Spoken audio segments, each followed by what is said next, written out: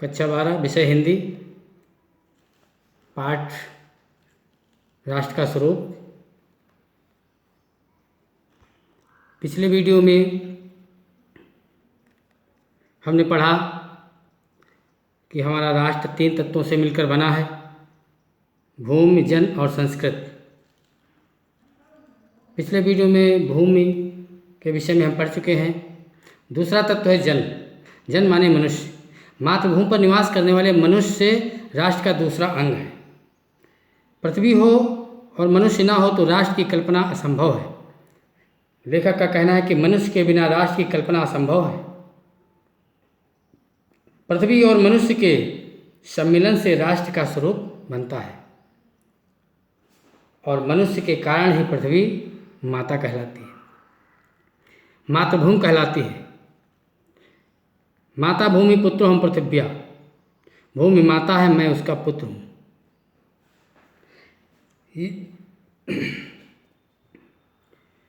जन के हृदय में इस सूत्र का अनुभव ही राष्ट्रीयता की कुंजी है। इसी भावना से राष्ट्र निर्माण के अंकुर उत्पन्न होते हैं। ये भाव जब सशक्त रूप से जागता है तब राष्ट्र निर्माण के स्वर वायुमंडल में भरने लगते हैं।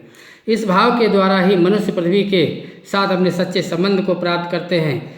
जहाँ ये भाव नहीं है वहाँ जन और भूमि का संबंध अचेतन और जड़ बना रहता है। जिस समय भी जन का हृदय भूमि के साथ माता और पुत्र के संबंध को पहचानता है, उसी क्षण आनंद और श्रद्धा से भरा हुआ उसका प्रणाम भाव मातृभूमि के लिए इस प्रकार प्रकट होता है: नमो मात्रे दे पृथिव्यै, नमो मात्रे पृथिव्यै। पृथ्वी माता को प्रणाम है और माता पृथ्वी को प्रणाम है। जब मनुष्य के अंदर पृथ्वी हमारी माता है, मैं उसका पुत्र हूँ, इसके भाव उत्पन्न होते हैं तो उस समय मनुष्य जब इस संबंध को पहचानता है, उसी क्षण आनंद और श्रद्धा से भरा हुआ प्रणाम भाव प्रकट होता है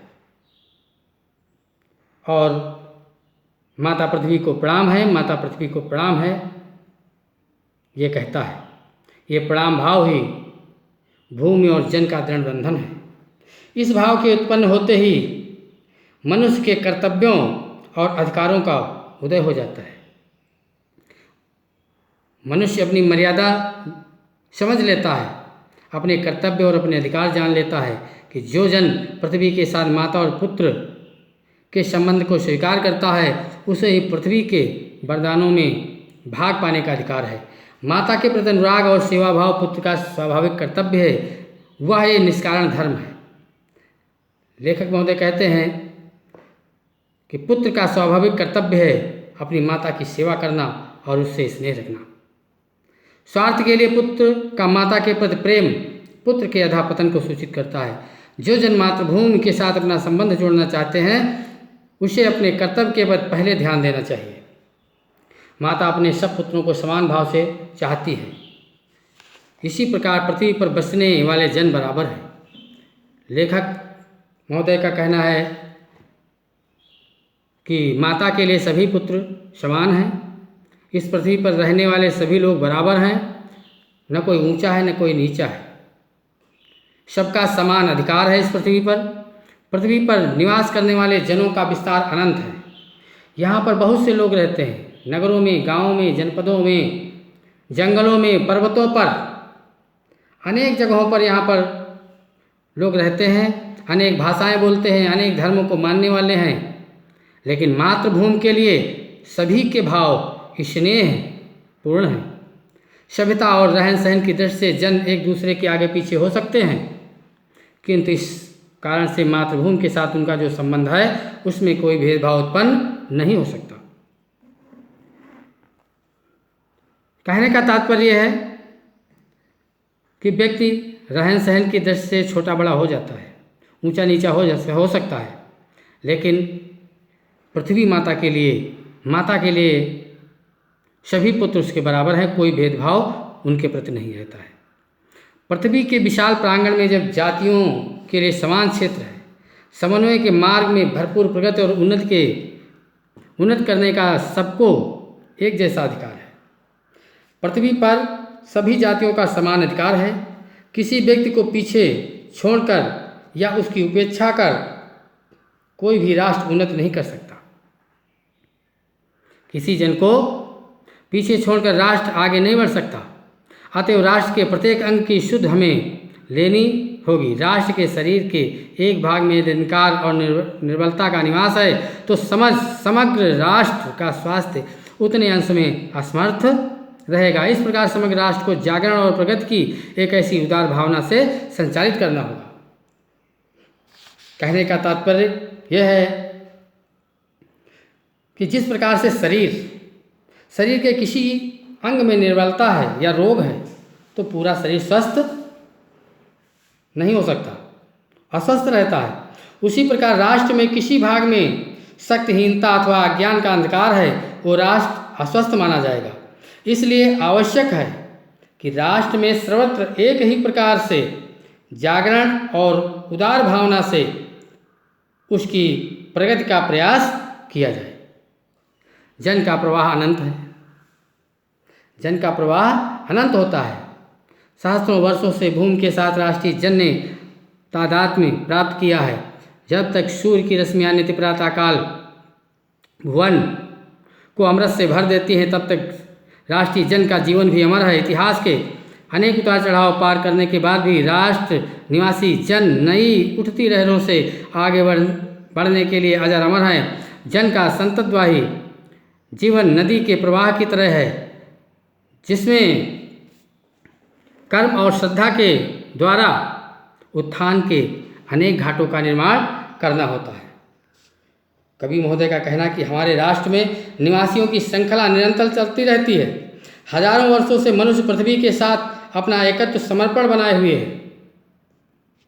इतिहास में अनेक उतार चढ़ाव आते हैं। उन उतार चढ़ावों के साथ धैर्य से मुकाबला करता जीवित रहता है। मनुष्य का जीवन बहती हुई नदी के समान है। जिस प्रकार से नदी प्रवाहित होती हुई बीच बीच में डेल्टाओं को छोड़ती हुई चलती है, उसी प्रकार मनुष्य अपने कर्म और परिश्रम से अपने अनेक उन्नति के चिन्हों को छोड़ता रहता है।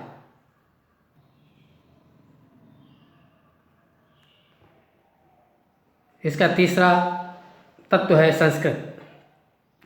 राष्ट्र का तीसरा अंग जन की संस्कृत है। मनुष्यों ने युगों युगों में जिस सभ्यता का निर्माण किया है वही उसके जीवन की श्वास प्रश्वास है। बिना संस्कृत के जन की कल्पना कबंध मात्र है। लेखक का कहना है कि जिस प्रकार से बिना सर के धड़ होता है उसी प्रकार मनुष्य बिना संस्कृत के होता है। संस्कृति ही जन का मस्तिष्क है। संस्कृत के विकास और अभ्युदय के द्वारा ही राष्ट्र की वृद्धि संभव है। राष्ट्र के समग्र रूप में भूमि और जन के साथ साथ जन की संस्कृत का महत्वपूर्ण स्थान है। यदि भूमि और जन अपनी संस्कृत से विरहित कर दिए जाएं तो राष्ट्र का लोप समझना चाहिए। संस्कृत ही मनुष्य के जीवन का महत्वपूर्ण अंग है और यदि मनुष्य को संस्कृत से अलग कर दिया जाए तो ये राष्ट्र का लोप समझना चाहिए। जीवन के बिटप का पुष्प संस्कृत है। संस्कृत के सौंदर्य और सौरभ में ही राष्ट्रीय जन के जीवन का सौंदर्य और अंश अंतर्निहित है। जिस प्रकार पुष्प पेड़ की सुंदरता बढ़ाता है उसी प्रकार सभ्यता मनुष्य की सुंदरता बढ़ाती है तथा उसका सुगंध रूपी यश फैलाती है। ज्ञान और कर्म दोनों के पारस्परिक प्रकाश की संज्ञा संस्कृत है। भूमि पर बसने वाला जन ज्ञान के क्षेत्र में जो सोचता है और कर्म के क्षेत्र में जो रचता है, दोनों में हमें राष्ट्रीय संस्कृत के दर्शन मिलते हैं। जीवन के विकास की युक्ति की ही संस्कृत के रूप में प्रकट होती है। प्रत्येक जाति अपनी अपनी विशेषताओं के साथ साथ इस युक्ति को निश्चित करती है और उससे प्रेरित संस्कृत का विकास करती है। इस दृष्टि से प्रत्येक जन की अपनी अपनी भावना के अनुसार पृथक पृथक संस्कृतियाँ राष्ट्र में विकसित होती हैं, परंतु जब उनका मूल आधार पारस्परिक सहिष्णुता और समन्वय पर निर्भर है। राष्ट्र की प्रत्येक जाति अपनी विशेषताओं के साथ अपनी संस्कृति का विकास करती है। इस प्रकार अलग अलग संस्कृतियाँ हैं, लेकिन इन सब संस्कृतियों का मूल आधार पारस्परिक सहिष्णुता और समन्वय है। जंगल में जिस प्रकार अनेक लता वृक्ष और वनस्पति अपने अदम्य भाव से उठते हुए पारस्परिक सम्मिलन से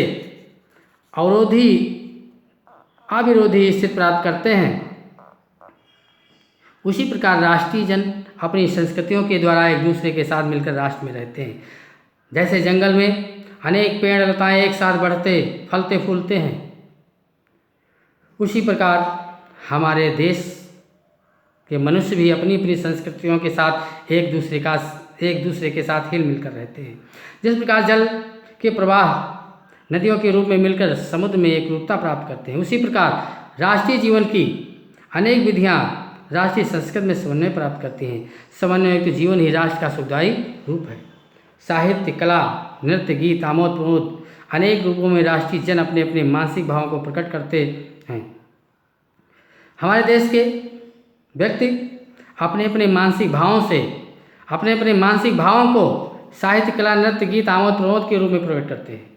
आत्मा का जो सर्वव्यापी आनंद भाव है वह इन विविध रूपों में साकार होता है। यद्यपि बाह्य रूप की दृष्टि से संस्कृत के बाहरी लक्षण अनेक दिखाई पड़ते हैं, किंतु आंतरिक आनंद की दृष्टि में उसमें एक सूत्रता है। कहने का तात्पर्य यह है कि हमें संस्कृतियाँ, बाहरी दृष्टि से हम संस्कृतियों को अनेक रूपों में देखते हैं, लेकिन आंतरिक भाव सभी का एक होता है। जो व्यक्ति सहृदय है वह प्रत्येक संस्कृत के आनंद पक्ष को स्वीकार करता है और उससे आनंदित होता है। इस प्रकार की उदार भावना ही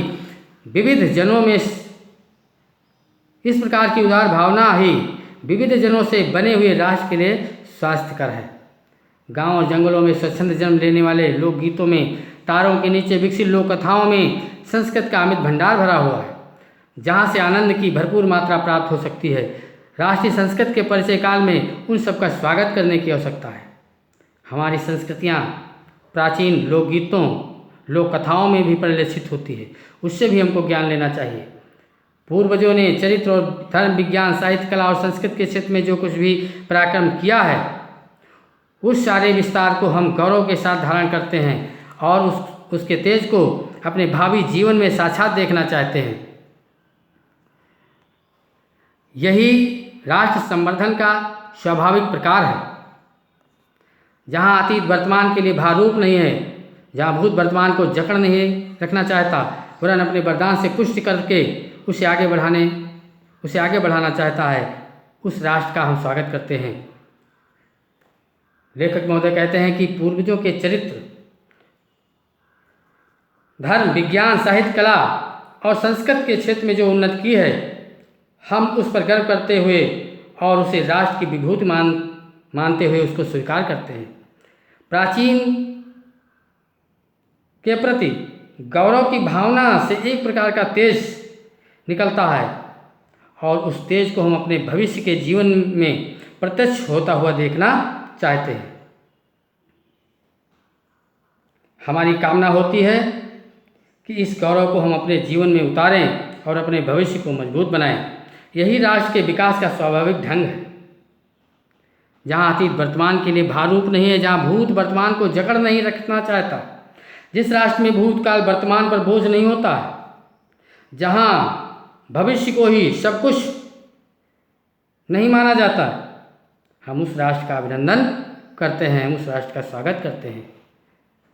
इस प्रकार यह आपका पाठ पूरा हुआ। इसके क्वेश्चन आंसर आपको अलग से दिए जाएंगे, जो आपको अपने कॉपी पर नोट करना है।